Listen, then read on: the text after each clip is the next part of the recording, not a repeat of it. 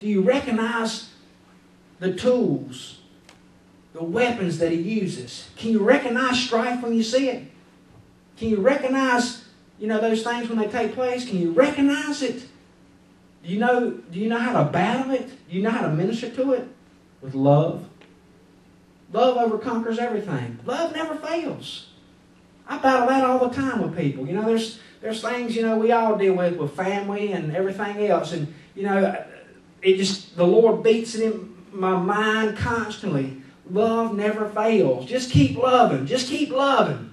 Just keep loving. Keep praying. Keep praying. Keep loving. Keep praying. That's what's going to win out. God can change people in an instant. He can minister. He can break that person you think's the hardest person to deal with. They're on the brink of a breakthrough, and you're in their path to minister to them, to encourage them. It's not going to always be easy. It's not always going to be easy. It's going to be hard. In most cases, it wasn't easy for Jesus. Man, the man was sweating blood in the Garden of Gethsemane. Man, he's getting ready to die for the world. Now think about that. Think about what Christ done for us. That he's going to the cross. They're beating him. He's innocent. The world even said he was innocent. Think about that. That's how bad religious people are. Religious people will kill you. They'll put strap a bomb on and kill everybody. Kill children. That ain't God. Religious people will kill you. They're the ones that put Christ on the cross. The world's going, hey, I can't find no guilt in this guy. The children of this world, it says, sometimes are smarter than the children of light. But why is that? Why is that? Because they can see right and wrong. They can see right and wrong. But think about what Christ done for us. It wasn't easy for him to go up that hill. It wasn't easy for him to get beat. You ever seen the movie The Passion of the Christ? Man, I can't watch that movie. I'm a mess. I can't watch any movie when it comes to social issues like The Patriot or Braveheart or movies like that. I cry, man, I cry. I don't know about you guys. I'm a softie. I see atrocities. I see things that are wrong. It infuriates me with righteousness. You think about the ones that are standing before the throne of God right now and going, God, how much longer are you going to tolerate this crap? How much longer? You read it in Revelation?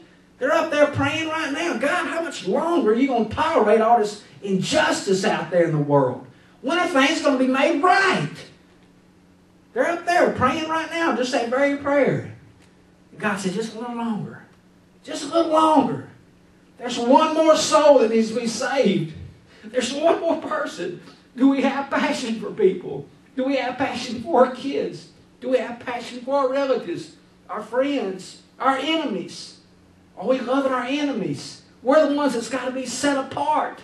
Stoning Stephen, the religious group, stoning him. Paul standing right there holding their coats. Man, it pierced his heart.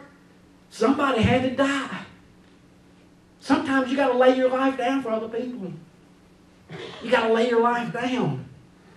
We're not just going through this world just so we can go on cruises and have vacations and drive Cadillacs and be warm, and then we're laying on a hospital bed, just give me some morphine so I don't feel no pain so I can die in peace.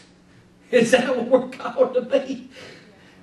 Is that our life as American Christians? Hey, be comfortable, man. Woo, I don't put too much pressure on me as a Christian doing work for God. I don't know about all that.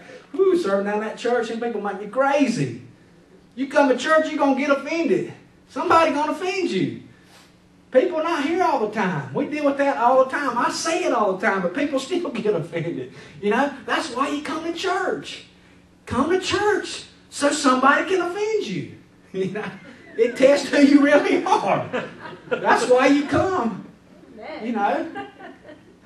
Find out what's inside your heart. Jesus, it said they was let out in the promised land to see what was in their heart.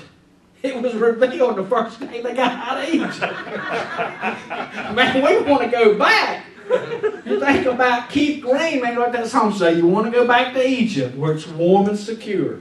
That's all they were crying about. Set us free, Lord, set us free. We want to be free. He sets them free. They start crying and complaining right off the bat. Because there was evil in their heart. They were far from Him. God got so mad. How many of you know God can get mad? He says, get angry and sin not. You can get upset. You can get upset without sinning. That righteous indignation just pours inside of you, you know. It's just the devil will make you crazy, you know. He makes people crazy.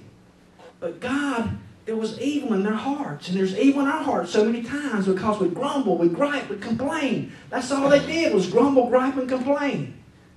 Grumble, gripe, and complain.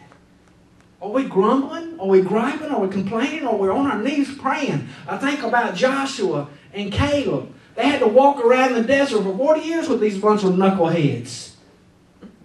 They were the only two that said, hey, we can go in. We can make it. We can go into the promised land. Oh, no. We got to go with the status quo. The committee voted on it. You think about we got problems in Washington with gridlock.